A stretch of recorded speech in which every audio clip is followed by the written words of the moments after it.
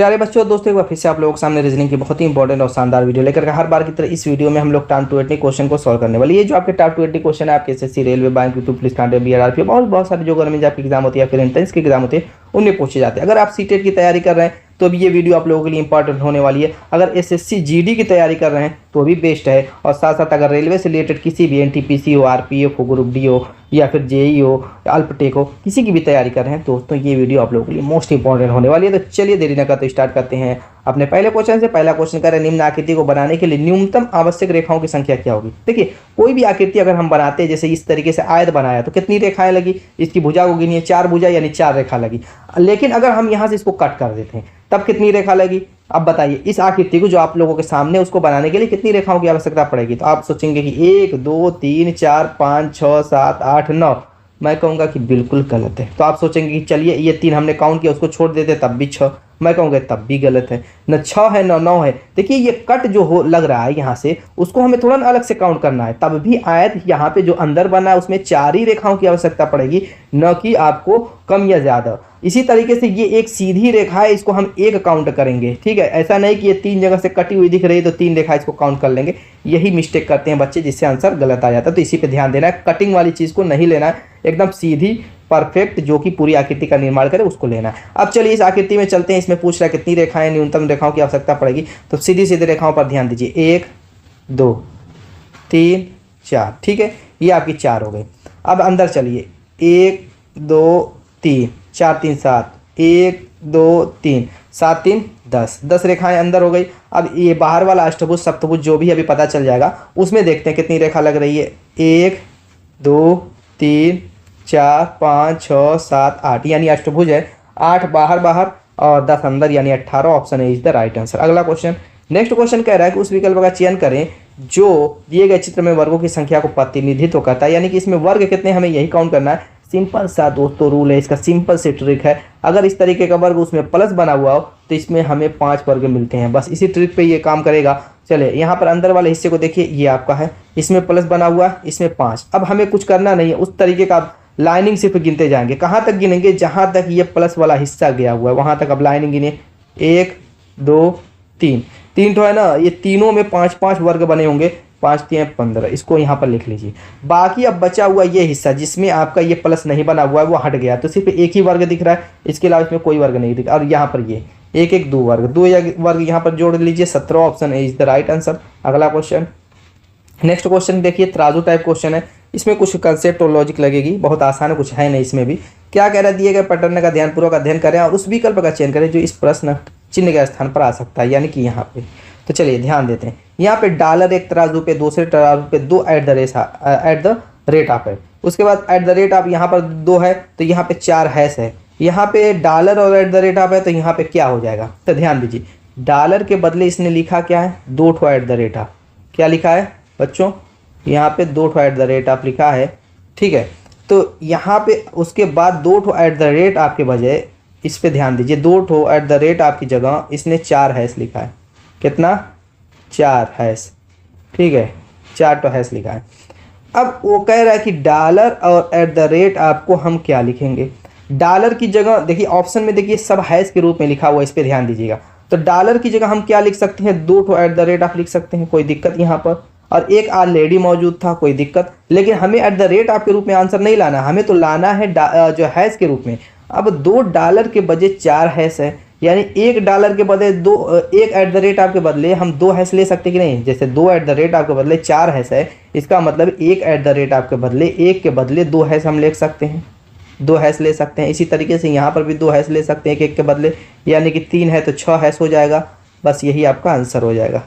देखिए 6 किस में है, 2 2 4 2 6। Option B is the right answer. Next अगला क्वेश्चन करेगा, राष्ट्रीय राजमार्ग पर एक पंक्ति में 35 स्ट्रीट लैंप लगे हैं, एक को छोड़कर सभी लैंप चलते हैं। 35 तो स्ट्रीट लैंप हैं टोटल। राष्ट्रीय राजमार्ग या समझ लीजिए रोड के किनारे 35 स्ट्रीट लैंप लगे हुए हैं, जिसमें से एक जो है नहीं जल रहा है, एक खराब हो जाता है। कल स्ट्रीट लैंप देखते रहते हैं रोड के किनारे वाले, जब तक मरम्मत नहीं होगी इसे भाग भूग करता रहता है, तो वो खराब है। 35 में क्या कह रहा है, एक पंक्ति में 35 स्ट्रीट लैंप लगे हैं, एक को छोड़कर सभी लैंप चलते हैं, यानी एक खराब है, 34 जल रहा है। 34 जल रहा है और एक तो खराब है। क्या कह रहे दोस्तपुर स्ट्रीट लैंप दाहिनी छोर से 15वें स्थान पर है। इस तरीके से कह रहा है कि इधर दायां है, इधर बायां है, कुछ है नहीं इसमें दोस्तों, बस मैं समझाने की कोशिश कर रहा हूँ। 1 सेकंड विदाउट पेन और पेपर वाला ये क्वेश्चन है, सॉल्व हो जाएगा। दाएं छोर से क्या कह रहा है, दाहिने छोर से वो कह रहा है कि 15वें स्थान पर है, तो दाहिने छोर से कह रहा है 15वें स्थान पर हो, तो बाएं छोर से उसका स्थान क्या होगा। टोटल कितने हैं, 35 है। 35 में से 15 घटा करके 1 जोड़ दीजिए, किसी भी छोर से, दाएं छोर से दे करके बाएं छोर से पूछे, बाएं छोर से दे करके दाएं छोर से पूछे, टोटल में से उसको घटा करके 1 जोड़ दीजिए, तो क्या हो जाएगा, 21वां हो जाएगा। Option A is the right answer. Next, गणितीय संक्रिया करें। यदि ए पी बी का अर्थ A plus B, A S B का अर्थ A minus B, A M B का अर्थ ए गुणे बी, ए डी बी का अर्थ ए भाग डी है, तो इसका मान क्या होगा। यहाँ पर आपको अब ध्यान ये देना है, जैसे ए पी बी है, पी की जगह इसने क्या ऐड कर दिया, प्लस ऐड कर दिया। ए एस बी है, एस की जगह इसने क्या ऐड कर दिया, माइनस ऐड कर दिया। ए एम बी है, एम की जगह इसने गुणा और डी की जगह इसने भाग ऐड कर दिया। तो हमें वही काम करना है, इसमें क्या करना है, 5 तो लिखे लाना है। अब पी की जगह इसने प्लस ऐड किया, तो इसकी जगह भी हम प्लस ऐड करेंगे, 6 लिख लेंगे। एस की जगह इसने क्या ऐड किया, माइनस, तो माइनस लिखेंगे, 3 लिख लेंगे। एम की जगह गुणा ऐड किया है, 4 लिख लेंगे। फिर डी की जगह भाग ऐड किया, 8 लिख लेंगे। बोर्ड मास रूल लगा करके इसको 1 सेकंड में सॉल्व करेंगे। 1 सेकंड नहीं तो 5 सेकंड से ज़्यादा का समय लगना ही नहीं चाहिए किसी भी कीमत पर। अब देखिए, बोर्ड मास रूल ब्रैकेट तोड़ने के लिए कहता है, तो ब्रैकेट तो है नहीं, कोई बात नहीं, ऑर्डर के रूप में है नहीं, यानी बी ओ का काम खत्म हो गया। बचा डिवीज़न, यानी भाग दीजिए, तो भाग देंगे, जाएगा नहीं, बड़ा मैटर है, कोई बात नहीं, जा नहीं रहा है, तो हम क्या करेंगे दोस्तों, इसको बटे के रूप में लिख देंगे, यानी कि इस भाग 8 को 4/8 लिख देंगे। कोई दिक्कत यहाँ पर, हाँ या ना, यहीं पे दिक्कत करते हैं बच्चे कि अब क्या करें, भाग तो 8 से जा नहीं रहा, क्या करें दोस्तों, नहीं जाएगा। इस तरीके से आप लिख सकते हैं और काट दीजिए। 2 दूना के 4, 4 दूना के 8, कितना हो जाएगा, 1/2 हो जाएगा, 1/2। अब यहाँ पर 1/2 का 3 में गुणा करेंगे तो ये 3/2 हो जाएगा। यहाँ पर भी इसकी कोई ज़रूरत अब नहीं है, 3/2 कन्वर्ट हो गया, हाँ या ना, ठीक है। अब यहाँ पर इसको जोड़ लीजिए, क्योंकि उसके बाद गुणा हो गया, भाग हो गया, तो बचा क्या, ऐड करना है, 11 हो जाएगा। 11 - 3/2 हो गया। अब दोस्तों घटाना है, तो एलसीएम लेकर के घटा दीजिए। 11 दूना 22 में से दोस्तों 3 जाएगा 19, 19/2 हो जाएगा। इसको काटना है तो काट दीजिए, तो कितनी बार जाएगा, 2 9 18, 9.5, ये आपका आंसर हो जाएगा। Option D is the right answer. अगला, इसके रूल को समझ लीजिए, ओपन डाइस है। ओपन डाइस का रूल कहता ये है, जैसे 1 2 3 4 के रूप में इस तरीके से डिवाइड है, ठीक है। तो पहला तीसरे के अपोजिट होगा जब हम इसको बंद करेंगे, यानी इसके बगल वाले फेस पे पहला अगर ऊपर वाले फेस पे दिख रहा है तो बगल में कहीं पर भी 3 नहीं दिखना चाहिए, क्योंकि वो उसके उल्टे क्रम में चला जाएगा। ऐसे दूसरा चौथे के अपोजिट, जो जिसके अपोजिट होगा आपको पता है कि वो क्या हो जाएगा, उसके बगल वाले फेस पे नहीं आना चाहिए, ठीक है। चलिए, और ये अगर एक दूसरे के अपोजिट या अगल बगल वाले चले जाते हैं, तो वही कह रहा है कि ये जो आपका डाइस है, इसको हम ओपन अगर करें तो इन चारों ऑप्शन में से कौन सा ऑप्शन परफेक्ट होगा। तो चलिए ऑप्शन से इसको चेक करते हैं। कैसे, यहाँ पर देखिए, ये आपका क्या होगा, पहला तीसरे के अपोजिट, दूसरा चौथे के अपोजिट, ये एक दूसरे के अपोजिट। अब यहाँ पर आप जानते हैं कि जब डार्क वाला सर्किल व्हाइट वाले सर्किल के अपोजिट है, उसके बगल वाले फेस पे आएगा। क्वेश्चन में मिलाइए, नहीं आएगा ना, तो ये हो ही नहीं सकता। ये तो दोस्तों बगल में दिया हुआ, जब बगल में दिया हुआ तो ये अपोजिट है, ऑप्शन में दिखा रहा है अपोजिट और क्वेश्चन में दिया हुआ बगल में, तो कैसे होगा, ये ऑप्शन गलत हो गया। ऐसे ही चलिए इसमें चलते हैं। ये व्हाइट के अपोजिट, चतुर्भुज सर्किल के अपोजिट, क्रॉस डॉट के अपोजिट। अब यहाँ पर देखिए क्या दिया हुआ है, यहाँ पर दिया हुआ है दोस्तों डॉट और दोस्तों सर्किल दिया हुआ है। तो डॉट और सर्किल हो सकते हैं क्योंकि एक दूसरे की अपोजिट है, नहीं तो बगल वाले फेस पे चलेगा काम।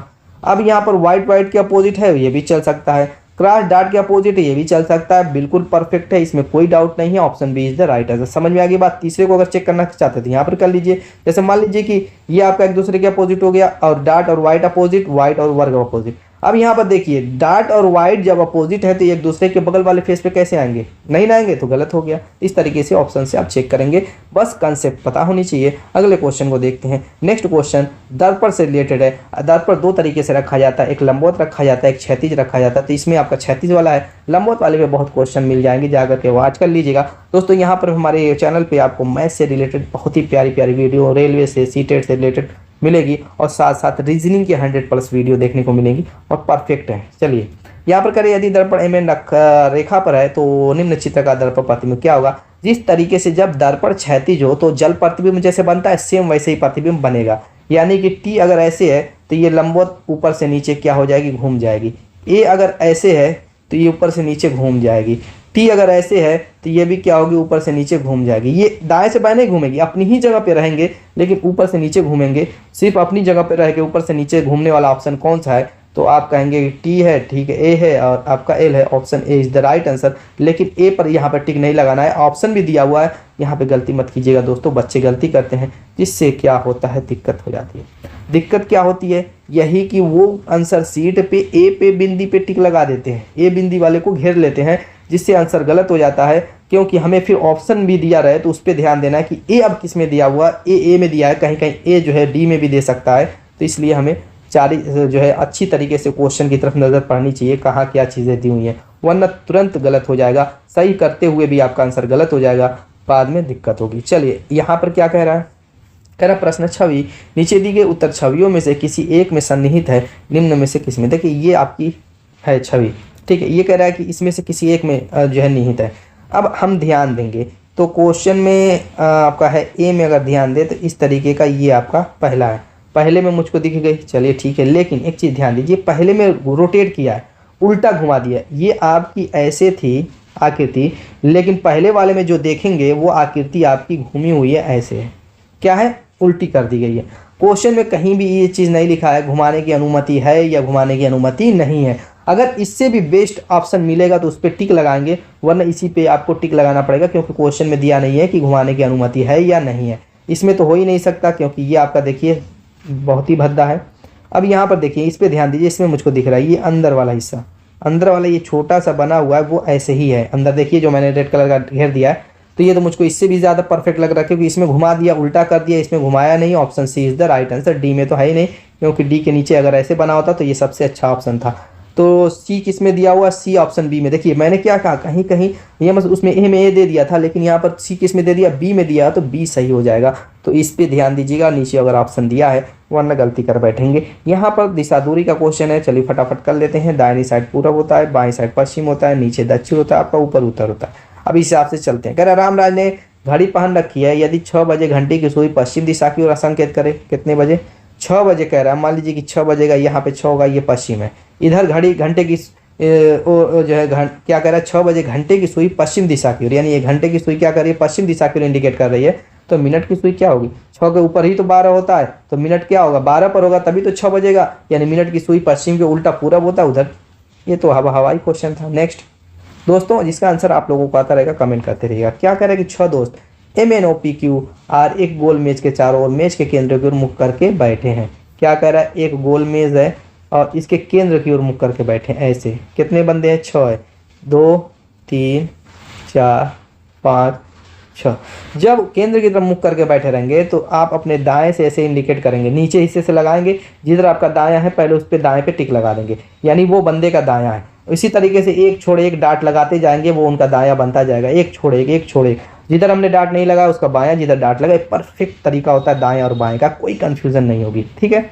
आगे क्या कर रहा है, पी एन और आर दोनों के ठीक बगल में बैठा है। देखिए हमेशा एक चीज ध्यान दीजिएगा, जिसको दोनों के बगल में कहे ना उसको बीच में रखिएगा। जैसे पी को कह रहा है कि एन और आर दोनों के बगल में बैठा है, तो पी को क्या करेंगे, एन और आर के बीच में रखेंगे। लेकिन एक चीज, आर हो सकता है इधर हो, एन हो सकता है इधर हो, क्योंकि दाएं बाएं का कुछ ऐसा तो कहा नहीं है कि कौन किसके दाएं कौन किसके बाएं, मैंने अपने अंदाज से रख दिया। लेकिन पी तो हर हाल में आर एन की पोजीशन कहीं पर भी हो, पी हर हाल में उनके बीच में ही रहेगा, ठीक है। आगे कह रहा है क्यू जो है एम और ओ दोनों के ठीक बगल में बैठा है, तो क्यू को क्या करेंगे, एम और ओ के बीच में रखेंगे। लेकिन एम और ओ की पोजीशन क्या होगी हमें पता नहीं, हमें पता नहीं है। हो सकता है कि एम यहाँ पर हो और ओ यहाँ पर हो सकता है ओ यहाँ पर हो, एम यहाँ पर हो, लेकिन हर कंडीशन में क्यू क्या होगा, इन दोनों के बीच में होगा।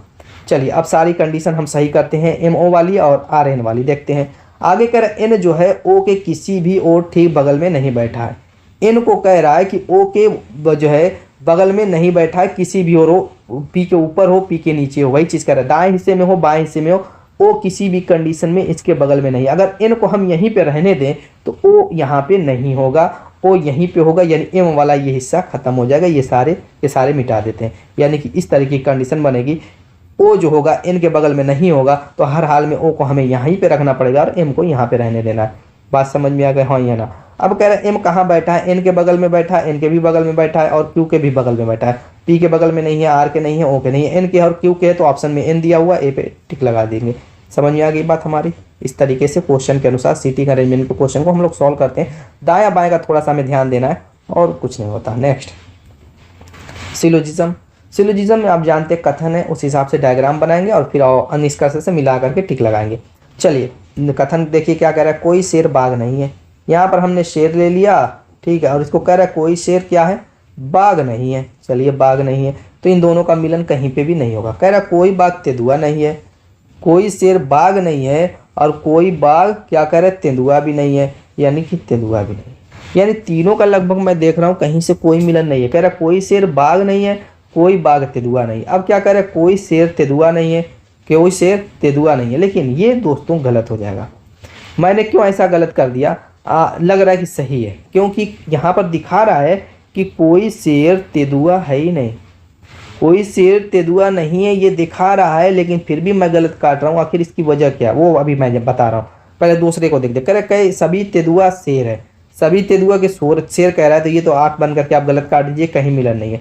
लेकिन कोई शेर तेंदुआ नहीं है वो तो दिखा रहा है, लेकिन कथन में दोस्तों इस बात की पुष्टि नहीं किया है। कहीं लिखा है कि कोई शेर तेंदुआ नहीं है, पहले तो कह रहा है कोई शेर बाघ नहीं है, फिर कह रहा है कोई बाघ तेंदुआ नहीं है। ये कथन में नहीं कह रहा है कि कोई शेर तेंदुआ नहीं है। हो सकता है ऐसा भी कि जब कोई शेर बाघ नहीं है और सभी शेर हो सकता है कि तेंदुआ हो, तब भी तो उस कंडीशन में कोई तेंदुआ बाघ नहीं होगा। तो दोस्तों कंडीशन कैसी भी बन सकती है, यानी कि जब तक कथन 100% निष्कर्ष और कथन का मिलन 100% सही न लगे, उसको हमें सही नहीं करना है, गलत कर देना है। क्योंकि कथन में कहीं ये चीज़ नहीं है, शेर और तेंदुआ की बात का कहीं पे कोई जिक्र कथन में नहीं है, तो क्या करेंगे, इसको हम ऑलरेडी गलत ही काटेंगे, क्यों ना वो सही लगे। ये होता है कन्फ्यूज़न वाली कंडीशन। सबसे ज़्यादा कन्फ्यूज़न सिलोजिज्म में होता है, इस टाइप के क्वेश्चन में। और भी बहुत सारे क्वेश्चन होते हैं जो कि आपके जो है कन्फ्यूजन खड़ी कर देते हैं। तो ना तो इसका एक है ना तो दो है, तो option D is the right answer. दूसरा तो साफ लग रहा था, सभी तेंदुआ शेर है कह रहा है, तो कोई है ही नहीं तेंदुआ से, तो बात समझ में आ गई। अगले को देखते हैं। अगला क्वेश्चन क्या करे, दिए गए वेन आरेख के अनुसार गैर खिलाड़ी और अनुशासित लड़कों की कुल संख्या। गैर खिलाड़ी का मतलब जो खिलाड़ी नहीं है, तो यहाँ पर देखिए एथलीट, खिलाड़ियों को एथलीट कहा है, वो सर्किल से दर्शा रहा है। तो सर्किल यानी गैर खिलाड़ी, यानी हमें सर्किल वाले के अंदर का हिस्सा लेना ही नहीं है, क्योंकि पहले ही कह दिया गैर खिलाड़ी और अनुशासित लड़कों की कुल संख्या। अब अनुशासित लड़के क्या है, ये आयत को दर्शा रहा है, इस पिलर वाले आयत को, ये अनुशासित हैं। और क्या कह रहा है, लड़के की संख्या, लड़कियों की संख्या नहीं लिया तो हमें त्रिभुज वाला हिस्सा लेना ही नहीं है ये भी। तो अब यहाँ पर जो है दोस्तों ये लंबा वाला आयत, ये वाला आयत, या एक तरीके से समझिए चतुर्भुज और आयत को समझिए, इनके मिलन को हमें देखना है। उस मिलन में सिर्फ एक संख्या दिख रही है, उसके अलावा कुछ नहीं दिख रही है। Option B is the right answer. अगले क्वेश्चन की तरफ चलते हैं। वेन डायग्राम का क्वेश्चन आप जानते हैं, जितने नाम होते हैं सर्किल लेकर के डायग्राम बना दीजिए। कहीं कहीं सर्किल की जगह त्रिभुज वगैरह का भी यूज कर लेता है क्वेश्चन में, तो कंफ्यूज नहीं करना है, कंसेप्ट सारी की सारी सेम रहेगी। क्या कह रहा है, उस आकृति का चयन कर निम्नलिखित श्रेणियों के बीच संबंध को सर्वोच्च ढंग से निरूपित करता है। कंपनी है, स्कूल है, सांस्कृतिक स्वास्थ्य है। कंपनी का स्कूल से कोई संबंध होता है? बिल्कुल नहीं होता है। कंपनी अलग चीज़ है दोस्तों, उसमें काम वाली चीज़ें हो चलती हैं, और स्कूल क्या है, शिक्षा की चीज़ें चलती हैं। कोई रिलेशन नहीं है। कंपनी को अलग बनाइए, स्कूल को अलग बनाइए, ये आपकी कंपनी हो गई, ये आपका स्कूल हो गया। संस्कृति, संस्कृति दोस्तों देखिए, जैसे हिंदुस्तान की संस्कृति की बात कीजिए, देखिए संस्कृत और संस्कृति दोनों अलग चीज़ हैं। संस्कृत की बात होती तो स्कूल में हम डाल सकते थे, क्योंकि संस्कृत पढ़ाई जाती है स्कूल में, लेकिन यहाँ पे संस्कृति की बात हो रही है तो ये बात अलग हो गई। तो ये संस्कृति की जब बात किया तो इसको भी हम अलग कर देंगे, क्योंकि न स्कूल से कोई संबंध है ना कंपनी से संबंध है, ठीक है। अब स्वास्थ्य, स्वास्थ्य भी ना संस्कृति से संबंध है, ना स्कूल से, ना कंपनी से। स्वास्थ्य दोस्तों, अगर यहाँ पर मेडिकल लाइन की कोई चीज़ दिया होता, दवा की बात करता या हॉस्पिटल की बात करता, तो वहाँ पे कुछ सोचा जाता, लेकिन स्वास्थ्य की हम क्या करेंगे, अलग कर देंगे। चारों के चारों अलग इस तरीके से होंगे, क्योंकि इनका आपस में कोई संबंध नहीं है। तो दोस्तों इस तरीके का ऑप्शन केवल सी में दिख रहा है। देखिए ऐसे भी बना दे अलग अलग, चारों ऐसे भी बना दे तब भी बात सही है, चारों को ऐसे भी दिखा दे अलग अलग सीधी लाइन में तो भी बात सही है। मत सोचिए कि गलत हो जाएगा, नहीं, दोनों कंडीशन में। अब ऑप्शन में यहाँ पे जगह की कमी की वजह से हो सकता है कि यहाँ पर ऐसे दे दिया हो, ठीक है, समझ में आई बात। नेक्स्ट, अगला ब्लड रिलेशन करें। एक आदमी ने एक महिला से कहा, एक आदमी है, इस आदमी ने एक महिला से कहा, किससे कहा, महिला से कहा, आपके पति, यानी इस महिला के पति की बेटी, इस महिला के पति की जो बेटी होगी वो क्या करें, मेरे भाई की बेटी है, यानी इस आदमी के भाई की बेटी है। अब जब इस महिला के पति की ये बेटी है तो ये भाई क्या होगा, इसका पति होगा। जब इस पति की बेटी है और वही आदमी के भाई की भी बेटी है तो हर हाल में बेटी एक ही बाप तो होगा, ऐसा तो है नहीं कि दो बाप होगा। तो ये जो भाई होगा ये पति ही तो होगा, बस हो गया काम। पूछ क्या रहा है कि उस आदमी का उस महिला की बेटी से क्या संबंध है। तो दोस्तों इस आदमी का इस महिला की बेटी से संबंध पूछ रहा है, तो यह आदमी इसके पिता का क्या होगा, भाई होगा कि नहीं होगा। इसकी जो है बेटी है, इस पति है, इसकी बेटी है, तो ये पति जो इसका क्या होगा, बाप होगा, पिता होगा, और पिता का ये भाई होगा कि नहीं होगा। तो वही पिता का भाई ऑप्शन में देखिए, B is the right answer.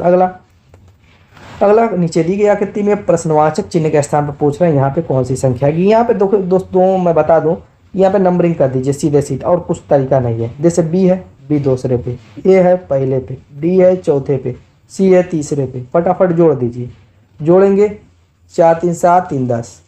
ऐसे ए है 1 पे, डी है 4 पे, ई है 5 पे इक्वल्स टू 10, जी है 7 पे, सी है 3 पे इक्वल्स टू 10। सबको जोड़ने पर 10 10 10 आ रहा है, यानी कि इस खाने में भी 10 आना चाहिए, और 10 एक ही है तो यहाँ पे जोड़ना नहीं है, सिर्फ एक ही रखने से 10 आ जाना चाहिए।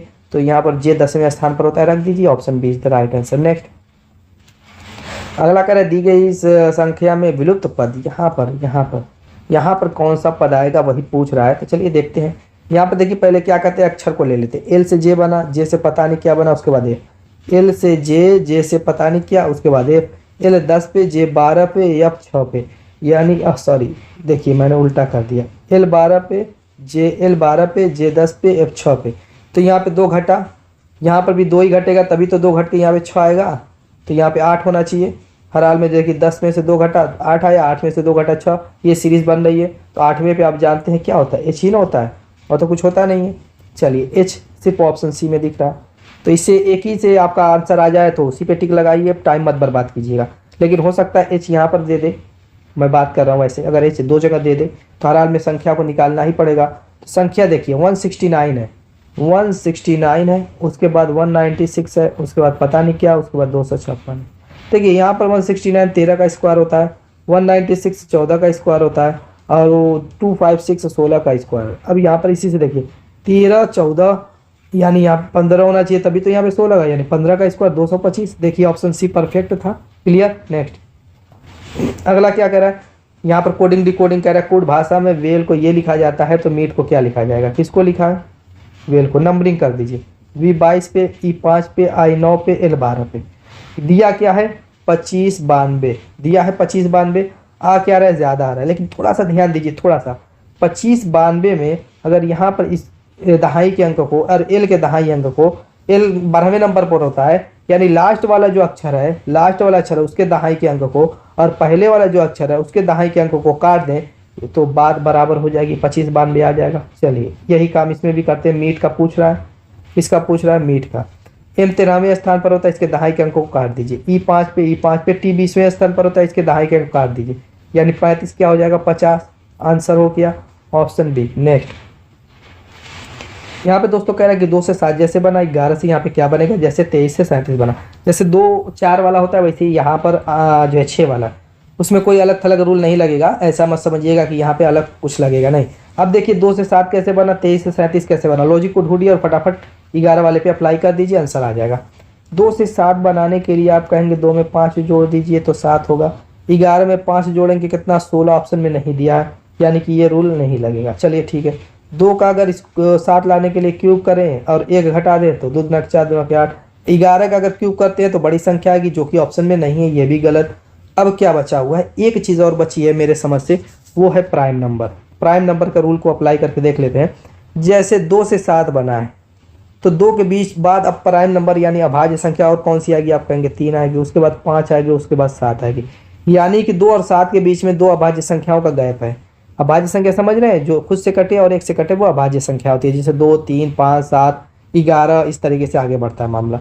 उसके बाद 23 और 37 को उठाते हैं, देखते हैं इसमें भी अभाज्य संख्या वाला रूल लगा है, 2 को गैप करके। 23 के बाद अभाज्य संख्या कौन सी आती है, आप कहेंगे 29 आती है। 29 के बाद अभाज्य संख्या 31, 31 के बाद 37 आती है। बिल्कुल सही है, 2 अभाज्य संख्याओं का गैप दे करके पहली और चौथी को लिखा है। तो 11 के बाद अभाज्य संख्या आप कहेंगे कि 13 आती है। 13 के बाद अभाज्य संख्या 17 आती है। 17 के बाद 19 आती है। तो यानी 2 अभाज्य संख्याओं का गैप दीजिए, 19 आपका आंसर हो जाएगा। क्लियर। नेक्स्ट यहाँ पर कह रहा है कि एयरक्राफ्ट का संबंध जैसे केबिन से रेलगाड़ी का संबंध किससे होगा। इसका आंसर फटाफट कमेंट कीजिए आप लोग। एयरक्राफ्ट, एयरक्राफ्ट समझ रहे हैं, यहाँ पर जो है आपके हवाई जहाज़ की बात हो रही है दोस्तों, वहाँ पे केबिन बनी होती है। वैसे रेलगाड़ी में क्या बना होता है, प्लेटफॉर्म बिल्कुल गलत, ट्रैक बिल्कुल गलत, इंजन बिल्कुल गलत, कोच बिल्कुल सही। कोच ही ना होती है बैठने के लिए, रेलगाड़ी में बैठने के लिए क्या होती है, कोच होती है। जैसे एयरक्राफ्ट में बैठने के लिए केबिन होती है, वैसे उसमें क्या होती है, कोच होती है। नेक्स्ट कोडिंग डिकोडिंग का ये भी क्वेश्चन है, करें यदि डी बराबर 4, कवर बराबर 63 तो बेसिस। इसका आंसर आप लोगों को कमेंट करना है, मैं इसका आंसर बताने वाला नहीं हूँ। कवर, इसमें देखिए डी चौथे स्थान पर, सीरियल क्रम वाले नंबर को जोड़ करके आंसर लाना है, बस ये मैंने हिंट दे दिया। आंसर कमेंट कीजिएगा। तो दोस्तों उम्मीद है कि वीडियो पसंद आएगी, मिलेंगे शानदार धमाकेदार ठीक है सर नेक्स्ट वीडियो, तब तक के लिए बाय बाय।